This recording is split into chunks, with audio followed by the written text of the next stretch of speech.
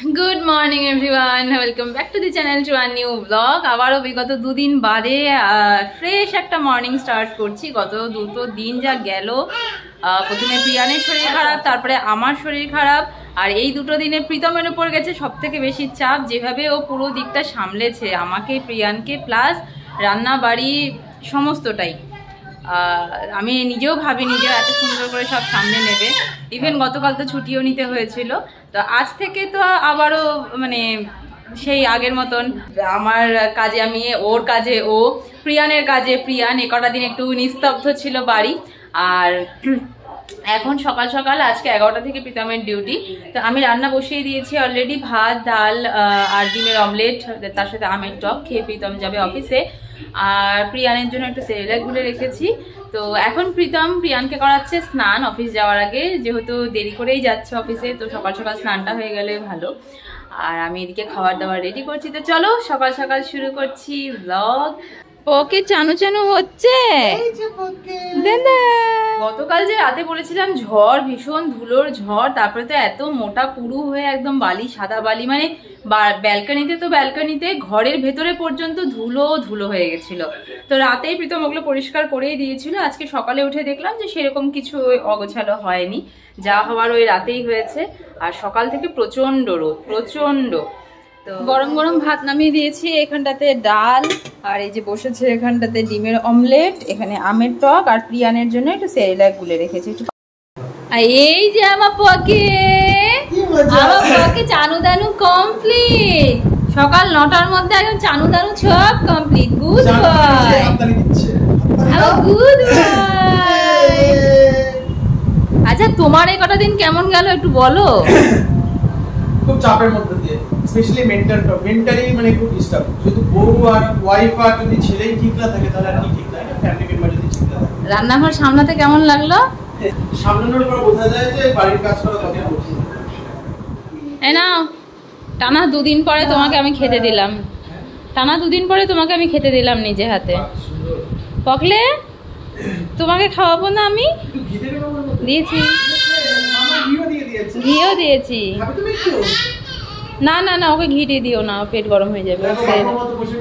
Cerelac খাওয়াবো। হ্যাঁ এটাই তো দিতে ভুলে গেছি। এই যে আমের টক, আর এই যে পকো এখানটাতে বসেছিল, যেই প্রীতমকে দেখলো খেতে চলে গেছে ওখানে, দেখাচ্ছে হাত দিয়ে আবার ডিমের অমলেট। ও হ্যাঁ ওই দেখো দেখাচ্ছে ডিমের অমলেটটাই খাবে। আচ্ছা লবণ বেশি হয়েছে নাকি একটু দেখে নাও তো খেয়ে।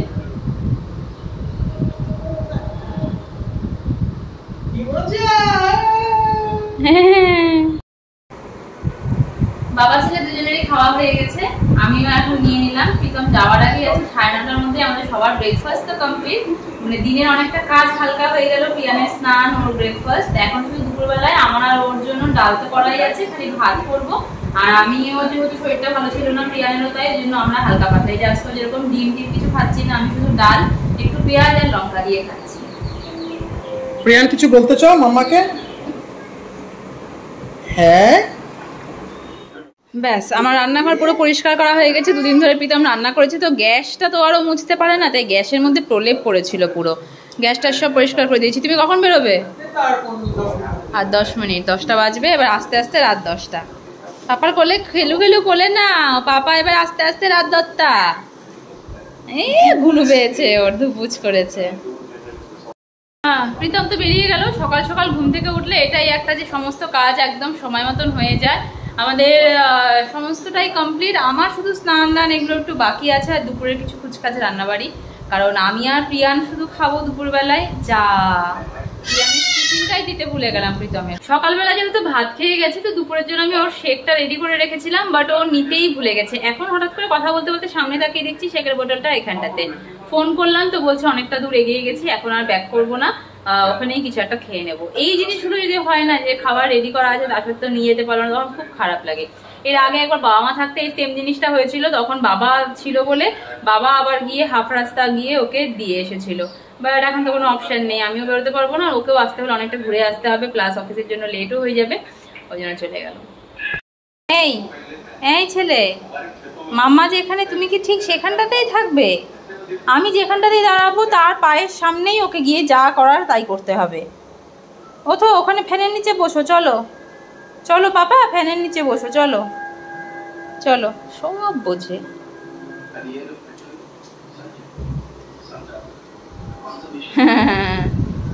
গাধুন, এই গাড়িটা চালাতো, গাড়িটা চালাও। তোমার ঘোড়ার গাড়ি কোথায়? টকবক টকবক কোথায়? এতদিন ওই একটা গাড়ি ছিল, এখন এই দুটো গাড়ি নিয়ে একবার এদিক থেকে ওদিক রাখে, একবার ওদিক থেকে এদিক রাখে। পকে আপাকে চালাও না, একটাও তো চালাও না, খালি নিয়ে নিয়ে রেখে ঘুম পাড়িয়ে দিয়েছি। আর স্নান দান করে পুজো টুজো সব শেষ, এখন শুধু ভাত বসাবো।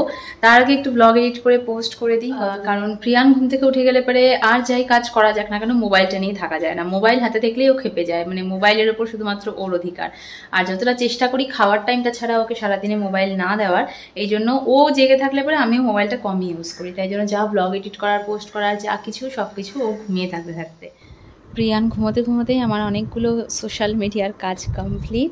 এখন যাব ভাতটা বসাবো।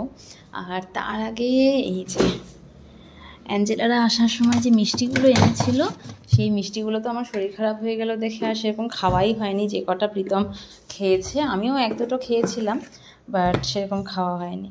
তো যে আজকে আবার একটা খাই। এই মিষ্টিটা আমার খুব ভালো লেগেছে। এগুলো সবই তাই, এটা ছিল বেসনের, এটা হচ্ছে কাজু বরফি, এটা ড্রাই ফ্রুটসের, এটা হচ্ছে পুরো ছানা টাইপের একটা মিষ্টি, আর এটার ভেতরে পুর ঢোকানো। সবগুলোই ভালো, তার মধ্যে এটা আমার সব থেকে বেশি ভালো লেগেছে। যেই এসেছি রান্নাঘরে, এতক্ষণ ওখানে বসেছিলাম, দিব্যি ঘুমিয়েছিল। যেই ওখান থেকে আমি সরেছি, ব্যাস ঘুম থেকে উঠে গেল। এখানে ভাত বসিয়ে দিয়েছি, আর এই যে প্রিয়ান আবারও চলে এসেছে আমার পায়ের কাছে। হ্যাঁ, আমার পায়ের কাছে ছাড়া তো জায়গা নেই পাপা। ওকে আমি যতই ওখানে দিয়ে আসি, এদিকে দিয়ে আসি খেলনা দিয়ে, ও এসে সেই ঘুরে ফিরে আমার পায়ের কাছেই দাঁড়াবে। ভাত এখানে ফুটেও গেছে। প্রিয়ানের লাঞ্চ কমপ্লিট, ওকে খাইয়ে দিয়েছি। আর এখন এখানে আমার জন্য একটু স্যালাড কেটে নিয়েছি, আর এই যা সবজি ছিল ঘরে সব কিছু দিয়ে কুচি কুচি করে কেটে এই যে তেল বসিয়ে দিয়েছি। এখন এগুলো দিয়ে করবো একটা ভাজা, রাতে প্রীতমের জন্য থেকে যাবে। প্রীতম বলে গেছিল ডিমের তরকারি করতে, কিন্তু এক তো এরকম দুদিন ধরে একটা ডাইজেশনের প্রবলেম হয়েছে, আর এই গরমের মধ্যে ডিমটা খাওয়া খুব একটা ঠিক হবে না। তাই জন্য ডিমটা রান্না করলাম না। ও এলে পরে তখন যদি বলে তাহলে ডিম রান্না করব। তার আগে এখন আমার খাওয়ার জন্য শুধু ডাল আর এই ভাজাটা দিয়ে করে নেব।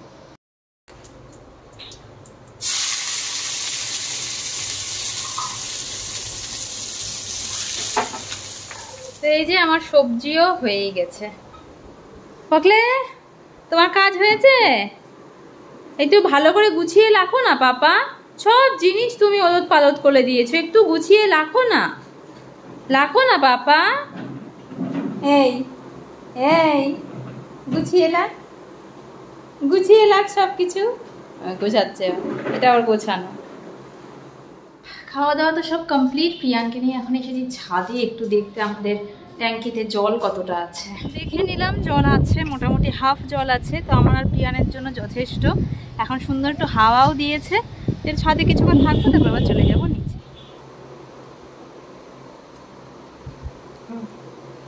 ও উঠবে এখন, আয় ও আয়, আচ্ছা এখানে বসো,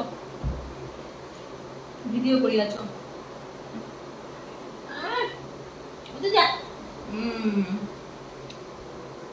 ছাদের থেকে আসার সময় কিছু জামা কাপড় ছিল, সেগুলো এনে সব গুছিয়ে রাখলাম।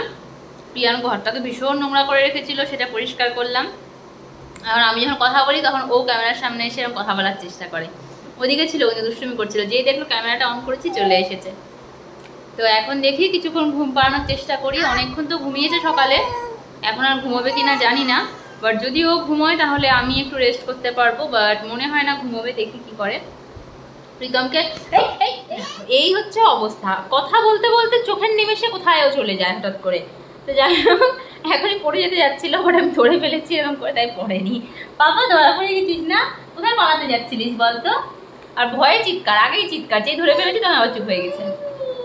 পাপা ও তো ভেবেছে ও পড়েই গেছে। বলে তুমি এখন তুমি কেন বলো বলো তো, মাম্মাকে এত জ্বালাও কেন? সোফাটা এত ছোট না, এদিক থেকে ওদিক মানে এদিক থেকে ওদিক ঘুরতে গেলেই পড়ে যায়। চল বিছানায় যাই, চল চল বিছানায় যাই, চল চল বিছানায় যাই।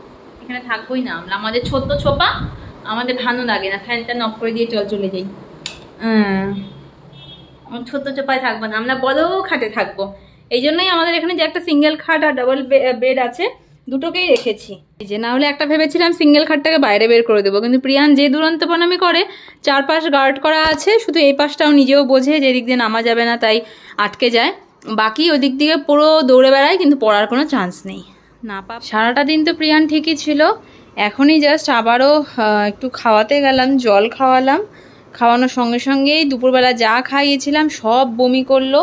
বিছানার চাদর থেকে শুরু করে আমাকে পর্যন্ত পুরো একদম বমি করে ভাসিয়ে দিয়েছে। এখন বেডশিট টেডশিট সব চেঞ্জ করে ওকে ফ্রেশ করে দিলাম। ও এখন একটু খেলছে। আর এখন আমি এই যে ঘরটর এগুলো সব মুছবো। বিছানার চাদরটাও ভিজিয়ে রেখেছি, তাই না পাপা? হ্যাঁ, পকলে এখন খাও খাও করবে। প্রিয়ানের যেহেতু আজকে আবারও বমি হয়েছে, তাই একটু ফেনা ভাত করেছিলাম, তার সঙ্গে একটু এই আলু গাজর দিয়ে একটু মেখে নিয়েছি। এসো পাপা, খাওয়া খাও করবে, এসো এসো। 8:30 বাজে, ওয়েট করছি প্রীতম কতক্ষণে আসবে, তাই না? তারপর পাপার সঙ্গে খেলু খেলু করে পকো কি করবে, ঘুনু দেবে। চল, পাপা এসে গেছে, চল চল চল। পাপা এসেছে, চল চল চল। আমরা যাচ্ছি এখন পাপাকে আনতে। পাপা পাপা পাপা এসেছে।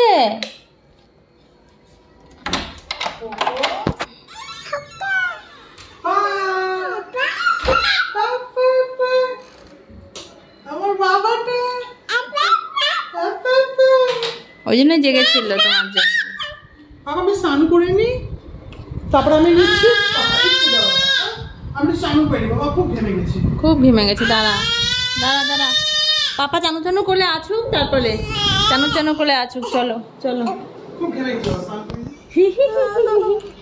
প্রিয়ান এসেছে এতক্ষণে আমার কাছে, এতক্ষণ পাপার কাছে ছিল, এসেছে ঘুমোতে। আর এসেই দেখো বিটল দিগ্রের হাসি। এ পাপা ঘুমু দিবি দিবি দিবি ঘুনু দিবি বাবা।